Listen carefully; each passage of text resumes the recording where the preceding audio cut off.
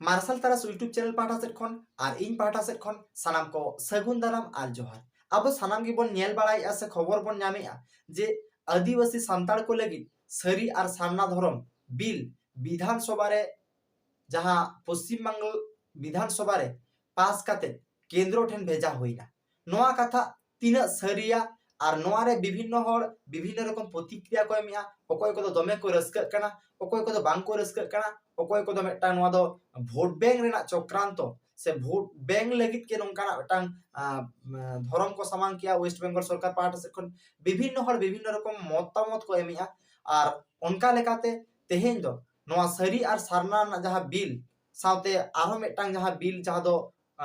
कुर्मी को एसटी रेना जहां बिल नोआ इदी कते हो अब रोपड़ा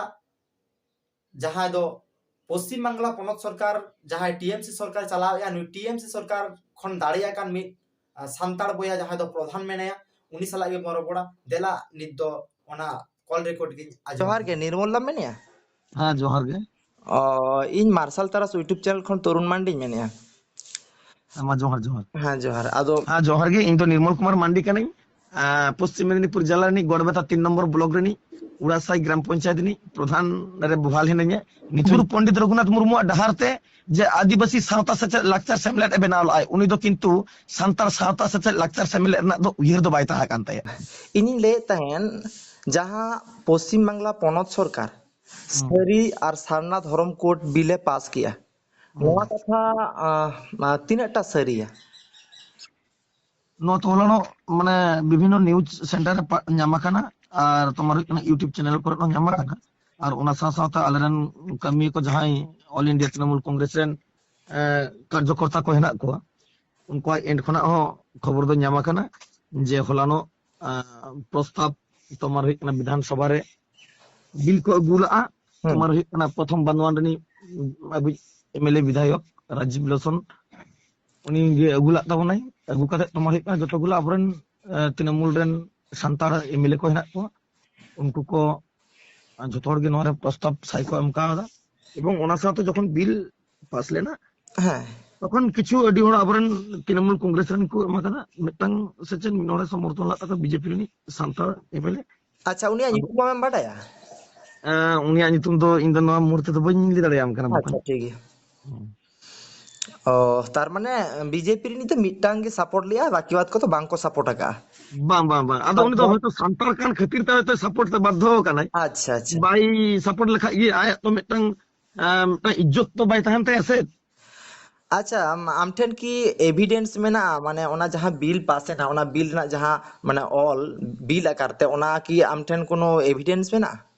बांग नितो तो एविडेंस दो माने होय तो माने लोलो घटना नो दो एविडेंस तो बन जोगाड़ दाड़े का अच्छा तबे कয়েক दिन होय लंका एविडेंस जोगाड़ दाड़े अवश्य अच्छा ठीक है तबे खान जुदी आम एविडेंस हम जामा निहत गे आले मार्शल तारास न्यूज चैनल हम को लेया कारण न बेटा तथ्य काना जे वेस्ट बंगाल सरकार नवा बिले पास किया आदो आम ठेन जुदी एविडेंस बनू रे हो एन होई कुलियत में जुदी आमा सोर्स जुदी नवा खबर हम जामा काट खान ओंडे दो ओका फॉर्मेशन ते ऑल मेना आदिवासी को सरी धर्म से सांताड़ को माने सरी सारना धर्म से सांताड़ और माने सांताड़ को दो सरी आदिवासी को दो सारना नोंका ओका फॉर्मेशन ते ऑल मेना निहत कटी बड़ा की बांग नोआ दो तबे इन जतो टुकुኝ आजम कदा आरकी नोआ आजम रेना माने इये दिगिन स्टेमिना टिन लेदा हां सांताड़ को दो এখন सरी धर्म हिसाबते और जहां मुंडा ओरांग और तुम्हार हुकना आरो अदर जहां आदिवासी को हेना को आरकी ट्राइबल अच्छा उनको हो माने सारना धर्म हिसाब तक माने रिकॉग्नाइज का ये कना अच्छा अच्छा इया कथा नोडे कना अडी उटांग आदिवासी जहां सांताल हपन कान ताबना को अब जेत रेन गे कना को उनको हो सारना धर्म को डिमांड टिया आदो नोडे कटी ओका लेका बांग इया कना नोडे दो जेहेतु पार्टिकुलरली तबे तो सारना धर्म दो उनका दो भूल कना ओना जायगा खन दो बांग माने आमा ओपिनियन बांग इnya ओपिनियन दो इन्हो सांतार कान गिन हां इन्हों डिमांड दा सारना धर्म गे केंद्र रे रिकॉग्नाइज नाम लेखा भागी चिदा से कारण अब तो मेटांग जुदी दारे मने खाय मेटांग दारे तो अब तो आदिवासी काना बन अच्छा हां अब उपरुम दमा माने सांताल खना जस्ती tribal Adivasi schedule caste schedule tribe sorry schedule tribe अच्छा শিডিউল ট্রাইব মানে নোয়ারে বিভিন্ন রকম জাতি কথা হানা ও তোমার হয়ে কানা নংকা গে হিন্দু ধর্ম রে হতো আᱹᱰᱤ উস্তে জাতি হেনা কোয়া শুধু মেট্টাং জাতি দিয়ে তো বাং তো আচ্ছা তার মানে তোমার আমার হয়ে কথা কানা ᱫᱚ ᱦᱩᱭᱩᱜ ᱠᱟᱱᱟ ᱡᱩᱫᱤ ᱟᱹᱫᱤᱵᱟᱹᱥᱤ ᱜᱩᱴ ᱨᱮᱜᱮ ᱡᱩᱫᱤ ᱥᱟᱱᱟᱢ ᱠᱚ ᱢᱟᱱᱮ ᱢᱤᱫᱴᱟᱝ ᱫᱷᱚᱨᱚᱢᱮ ᱮᱢ ᱠᱮᱭᱟ ᱥᱚᱨᱠᱟর ᱱᱟᱯᱟᱭ ᱠᱚᱜ ᱜᱮᱭᱟ একবারে আদো ব্যাপার হয়ে কানা চলে নোয়া তো নোয়া প্রস্তাবনা বিল দো আগু কাদাই স্টেট গভর্নমেন্ট তো হ্যাঁ হ্যাঁ হ্যাঁ তো ব্যাপার হয়ে কানা চলে সেন্ট্রাল গভর্নমেন্ট মেট্টাং তো আয়া সিদ্ধান্ত সে সিলমোহর এম রেনা তো মেট্টাং দায়বদ্ধতা তাহান তাইয়া হ্যাঁ হ্যাঁ সেন্ট্রাল গভর্নমেন্ট ᱜᱮ ᱢᱟᱱᱮ ᱫᱷᱚᱨᱚᱢ ᱨᱮᱱᱟᱜ ᱠᱳᱰ ᱫᱚᱭ ᱮᱢᱟ ᱵᱚᱱᱟ ᱢᱮᱱᱠᱷᱟᱱ ᱥᱚᱨᱠᱟর ᱵᱤᱞ ᱟᱠᱟᱨᱛᱮ ᱯᱟᱴᱷᱟᱣ ᱠᱮᱭᱟᱭ ᱱᱚᱰᱮ ᱢᱟᱱᱮ হ্যাঁ ᱨᱟᱡᱽᱡᱚ ᱥᱚᱨᱠᱟর বাং ᱠᱳᱞ ᱠᱮᱭᱟ বিল আকারতে পাঠাও লেখাই তো বাই হইও বকন বিল আকারতে পাঠাও লেখাই তো বাই কারণ নোডেন কো যতগুলো মেম্বার অফ পার্লামেন্ট হেনা কো আছে হ্যাঁ হ্যাঁ মানে এমপি কো হেনা কো হ্যাঁ হ্যাঁ আনা তোমার হই কানা পার্লামেন্ট রে দিল্লি মানে রে, দিল্লি রে। ঘন্টি লড়া হইও আচ্ছা মানে শুধু বিল পাস লেখাই তো বাই কারণ নড় কো হাটে গার্জা হইও লে হইও যতগুলো মানে ট্রাইবাল এমপি না কো নন ট্রাইবাল এমপি না কো হ্যাঁ আচ্ছা তবে তবে খান জাহাই কো এমপি মেনা কোয়া যাহা ইয়ে রেন লোকসভা রেন উনকু হাঁডে লই হুᱭᱩᱜ তাকোয়া নোয়া চর্চা হুᱭᱩᱜ তাকোয়া সে চেত একবারে লে হইও ওনা সাথে নিশ্চয়ই আমার মানে আদার স্টেট করেন আদিবাসী কো এবং মানে সান্তাল কো যাই এমপি না কো উনকু কো গড় গিয়ে ইᱧᱟᱹᱜ বিশ্বাস পাতিও হিনা আর যদি বাকো গড় খাই তাহলে তো উনকু দো আদিবাসী তাহা কাতে বাং তাহা সমান গে হইছে আডি হড় কো নডে কো লইয়া নডে শুধু নোয়া হলা কি যাহা সারি আর সান্না বিল ওনা সাথে আরো মিদটাং বিল পাসে না নংকা কো লইয়া নোয়া খবর ᱧᱟᱢᱚᱜ ᱠᱟᱱᱟ ᱡᱟᱦᱟᱸ ᱫᱚ ᱦᱩᱭᱩᱜ ᱠᱟᱱᱟ ᱠᱩᱲᱢᱤ ᱠᱚ এসটি ᱞᱟᱹᱜᱤᱫ ᱡᱟᱦᱟᱸ ᱠᱚ ᱫᱟᱹᱵᱤ ᱛᱟᱠᱚᱣᱟ ᱩᱱᱠᱩᱣᱟᱜ ᱠᱟᱛᱷᱟ ᱟᱫᱚ ᱱᱚᱣᱟ ᱫᱚ ᱛᱤᱱᱟᱹᱜ ᱥᱟᱹᱨᱤᱭᱟ হ্যাঁ স্টিল না ওনা হো ঠিকএম ᱞᱟᱹᱭ ᱠᱟᱫᱟ ওনা হো মেটা প্রস্তাবনা কো দহলা তো ওনা হো বিল হো যত সম্ভব ওনা হো পদে পাস আকানা ᱦᱮᱸ আদো ᱟᱫᱚ ᱯᱟᱥ ᱟᱠᱟᱱᱟ ᱟᱫᱚ ᱠᱟᱛᱷᱟ ᱫᱚ ᱱᱚᱰᱮ ᱦᱤᱡᱩᱜ ᱠᱟᱱᱟ ᱡᱟᱦᱟᱸ ᱞᱮᱠᱟ ᱩᱱᱠᱩ ᱚᱱᱟ ᱠᱚ ᱯᱟᱥ ᱠᱮᱜᱼᱟ ᱢᱮᱱᱠᱷᱟᱱ ᱱᱚᱣᱟ ᱛᱮᱫᱚ ᱟᱵᱚ ᱡᱟᱦᱟᱸ ᱟᱹᱫᱤᱵᱟᱹᱥᱤ ᱵᱚᱱ ᱛᱟᱦᱮᱸ ᱠᱟᱱᱟ ᱟᱵᱚᱣᱟᱜ ᱛᱚ ᱠᱷᱚᱛᱤ ᱦᱩᱭᱩᱜᱼᱟ ᱱᱚᱣᱟ ᱪᱮᱫᱟᱜ ᱥᱚᱨᱠᱟর ᱵᱟᱭ ᱵᱩᱡᱷᱟᱹᱣ ᱞᱮᱜᱼᱟ ᱢᱟᱱᱮ ᱛᱮᱦᱮᱧ ᱟᱢ ᱡᱟᱦᱟᱸ ᱥᱚᱨᱠᱟᱨᱟᱜ ᱟন্ডার ᱨᱮ ᱢᱮᱱᱟᱜ ᱢᱮᱭᱟ ᱥᱮ ᱢᱤᱫᱴᱟᱝ ᱯᱚᱫᱟধিᱠᱟর ᱠᱟᱱ ᱛᱟᱵᱚᱱᱟᱢ ᱚᱱᱟ ᱦᱤᱥᱟᱹᱵ ᱛᱮ ᱡᱮ ᱪᱮᱫᱟᱜ ᱱᱚᱣᱟ ᱠᱟᱛᱷᱟ ᱵᱟᱭ ᱵᱩᱡᱷᱟᱹᱣ ᱞᱮᱜᱼᱟ বাং ᱪᱮᱫᱟᱜ ᱵᱟᱝᱯᱮ ᱵᱩᱡᱷᱟᱹᱣ ᱦᱚᱪᱚ ᱞᱮᱫᱮᱭᱟ হ্যাঁ বকন মানে উনকু কো ডিমান্ড দা যে আলে তো আদিবাসী লে তাহা কানা মানে গাইড কাতে সে আলে ভুল পদ রে পরিচালিত কাতে আলে মেন সোর্স কোনা সে মেন ডাহার কোনা আলে আলে ছিটকাউ লেনা আচ্ছা। নিতো তো নেল দা আলে এসটি অনুসূচিত রে শামিল মা এবং এসটি অনুসূচিত রে শামিল কাতে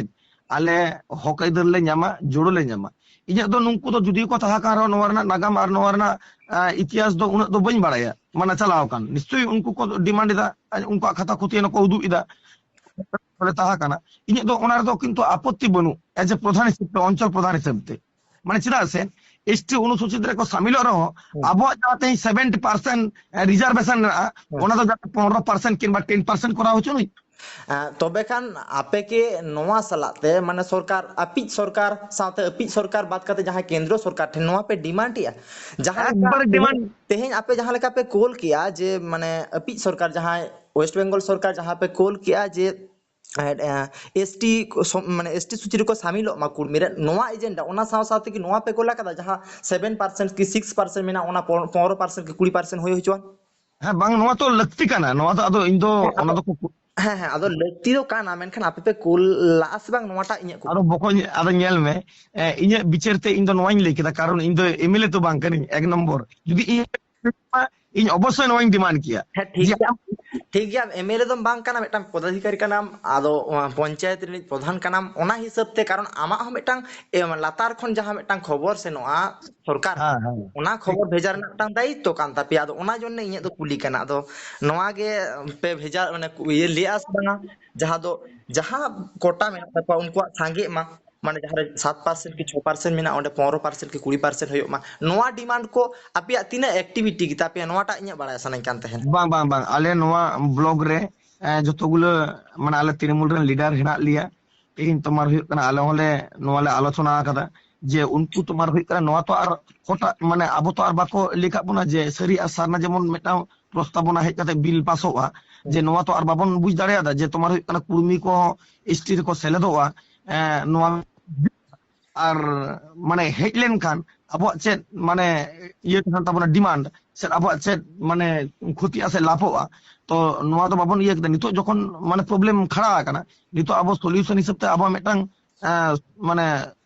থিওরি উডুং হুᱭᱩᱜᱼᱟ এবার থিওরি ᱫᱚ ᱱᱚᱣᱟ ᱫᱚ ᱤᱧᱟᱹᱜ ᱠᱟᱱᱟ ᱵᱚᱠᱚᱧ ᱱᱚᱝ ᱠᱟᱱᱟ ᱡᱮ ᱛᱳᱢᱟᱨ ᱦᱩᱭᱩᱜ ᱠᱟᱱᱟ ᱩᱱᱠᱩ ᱟᱠᱚᱣᱟᱜ ᱠᱷᱟᱛᱟ ᱠᱷᱚᱛᱤᱭᱟᱱ ᱠᱚ ᱧᱮᱞᱮᱫ ᱛᱟᱠᱚᱣᱟ ᱡᱮ ᱛᱳᱢᱟᱨ ᱦᱩᱭᱩᱜ ᱠᱟᱱᱟ ᱚᱱᱟ ᱡᱟᱡ ᱠᱟᱛᱮ ᱚᱱᱟ ᱧᱮᱞ ᱠᱟᱛᱮ उनको कमिटी को जहां को माने को तैयार करते उनको जांच करते निश्चय को नेले को जे तुम्हारे नुनको दो ट्राइबल कम्युनिटी रेन मेटांग अंश कान गिया को आदो बु कदा नितो एबार आले आबो माने आबो जतो गुले हिना बोना तुम्हार नोआ बिल जुदी हाना माने स्टेट गवर्नमेंट पार्लियामेंट रे चला मा आदो नोआ लिए को रोड गिया निश्चय नोआ मुद्रे आबो रंगावना से तुम्हारे जमेलाई एथप दरकार काना जे ओना दो ओका लेका जे पासे को खाई पास उचुनी को आले दो ओका जति रह बाले विरोधा किंतु व्यापार हुई कना चेक लेका भारत वर्ष जखन को स्वाधीन का कोना 6% हेना आबुआ रिजर्वेशन तो 6% जेमन डबल हुई मा अच्छा ठीक गया तार माने आमा कथा दो उनको को हेजु खान हेज होचोआन को मेनखान आबुआ जहां सीट मेना ओना इंक्रीज मा से बढ़ा मा यस कारण व्यापार हुई कना चेक लेका बस्टन रे जहां जोड़म नाम किया तेन जुदी हम 20 जनम हुई मा ओना जोड़ो तिकम कुड़ा निहत के बाम कुड़ा ओना जगह खन गिन कुलिया आदो जहां तेहिन बढ़ाव रना आंदोलन नोआ बढ़ाव रना आंदोलन रे आपे जहां सरकार रे मेना पे आपे तिने गान माने भूमिका मेना से तिने गान भूमिका पे हातावा बांग भूमिका तो अवश्य प्रॉब्लम जखन तैयार हुई कना सॉल्व ना तो भूमिका तो अवश्य को हताव गया आपन एमएलए को ओना ना तो चिंता भावना गया निश्चय बांखान और आले को माने तेहिन बांखान आबोरन मंडी किसकु सोरेन जहां को माने आदिवासी कना को उनको ही को वंचितोआ तेहिन आम जहां पद रे मेना में जहां एसटी केटा ये काते हेसे जहां जहां इन जहां ना रे जहां स्कूल कॉलेज रे मेना ओंडे जायगा खन अब कंपटीशन रे बन अडी बन तायमो नोआ कारण ते नोआ कथा दल लई बांग ओना दो अवश्य और कंपटीशन खय दबन तायनम गया किंतु व्यापार हुई कना नेल में भाई एविडेंस जुदी जहां को जुगाड़ दाड़े मसे एविडेंस ये सबमिट करते एबार किंतु आधार को तो और बाको लेदा कुर्मी को की को लेदा एबार उनको जुदी एविडेंस ना ताको खाय ओना एविडेंस ना ओना तुम्हार आको खाता खतियान जे तुम्हार हुई कना नोआ जनरल लहारे उनको चेक ये ताहा कान ताको आको कल्चर आको चेक को ताहा कान ताको आदो नोआ को कते जुदी को सामिल दाड़े नोआ तो और इन आम दो बाम रुद दाड़े आसे आदो रोद लेखा चेक चिका मेटा आबो मध्य रे माने आबो दो उनकुरन बैरी मेनते बन लेखा जोखा हाँ अच्छा ठीक गया ओना मा ठीक गया और किछुगान हर को मेनेआ नोआ को समालोचने आसे नोआ को लहिआ जे नोआ दो टीएमसी सरकार चाल काना जहाते सरी और सारना बारिया बारिया बिले पास किया साउते कुर्मी को एसटी को नोआ दो मेटांग वोट बैंक रेना कामी कान तया नोआ पंचायत इलेक्शन मांग रे जहां दो सरी को आलो को रगी अड़ी सचुआन सारना को आलो को रगी अड़ी समा और साउते कुर्मी को वोट हो न्यामो मा नोआ आम ओका मेते नेलेआ आदो नेल में भाई तीन जाय गवर्नमेंट हेना ओंकान माने अड़िया दल दो बनु कोवा नोआ माने इंडिया रे जे ओको वोट बैंक खातिर बाको कमिया तीन को चलान लहारे हो तो माने बामफोन जमाने था कना 34 बछर उनको वोट बैंक खातिर को कमी कदा आदिवासी को तिने को लहा कदा मालूम में आमो निश्चय खबर दम बड़ा का ये बामफोन जमाना रे ऑल चिकना बोई छापा काते ओना चलु बाको चलुला चानाचुर दुकान रे को अक्रिन दा ओना बोई ओड़े काते अब बन नेला कदा अब तो कटी कटी बन ताहा कना ताले तीन तमार नोआ ओना लहारा कांग्रेस सरकार ताहा कना 30 बछर हाँ नोमेन तबे दो आमा कथा कोन पुष्ट कना बांगा नोआ दो वोट बैंक दो बांग तबे खान नोआ दो जहां को डिमांड या ओना चिता रे कमी हुई कना से चेत बांग ओकोय लेदा वोट बैंक उनी तो निघत माने चेज मेताया माने उन तो शुद्ध माने झोतर की राजनीति माने सो नामिया बुझाओ एकदम अच्छा जेमन माने पोरो जहां न्यूयाय उनी माने सारा घड़ी गे पोरो सोइया मेटांग होनी के मेटा सो नामो माने सबेई माने चेज मेतामा गंध पाय ठीक बांग्ला भाषा रे तो ठीक गया आले पहाटा से खन नोआ मार्शल तरस यूट्यूब चैनल पहाटा से खन आमा मूल्यवान अक्तो एम काते आमा दामा हाँ जोहर गे इन तो निर्मल कुमार मांडी कने पश्चिम मेदिनीपुर जिला नी गड़बेता 3 नंबर ब्लॉक रे नी उड़ासाई ग्राम पंचायत नी प्रधान रे बुहाल हेनया निथों कमिया गिए तो कमी भेदरिन तहाना तो इनो मेटांग सुसरिया कान गिए कारण आबो जतगुलो कम्युनिटी हॉडरेन संताल को बन बड़ाया जे जहां राजनीति नेता से प्रधान से प्रशासनिक पद रेना कुआ उनको तो मोटामोटी सामाजिक कॉन्सेप्ट से सामाजिक धारणा ध्यान धारणा चेन बनु किंतु नोआ भावना दो संपूर्ण रंग काना और संपूर्ण भूल काना और इन दिन चेया जे आबो दो झतो हड़ मित तेबन बांचा मा तेन ऑल गुरु पंडित रघुनाथ मुर्मू तेन उनी खय तार आबो दो पंडित दो बांग काना बन से उनी खुना आबो जस्ट स्पिरिचुअल पावर तो बनुआ तेन स्पिरिचुअल पावर तो दूर के बाद मा मोड़े आम झतो हड़ झतो संतार कोड़ा मिटे बाको जोटा तेन बाहा झतो संतार कुड़ी मिटे बाको जोटा ठीक गया आले पहाटा से खन आयमा आयमा सारहाव तायम दाराम तबे বিভিন্ন नवा गी बकनी लिया ऑल गुरु पंडित रघुनाथ मुर्मू डहार ते जे आदिवासी सावता सेचेद लाक्चर सेमलेट ए बनाव लाय उनी दो किंतु सांतार सावता सेचेद लाक्चर सेमलेट रना दो उयहर दो बाय ताहा कान ताया ठीक गया तायम दाराम नवा को इदी कातेर आयमा विषय को इदी कातेर आम साला रोपड़ होयोआ आमा नवा दामान ऑक्तो एम खातिर आर दामान कथा दोहो लगित आले पहाटा से खन आयमा आयमा सारहाव एकबार जोहार जोहार जोहार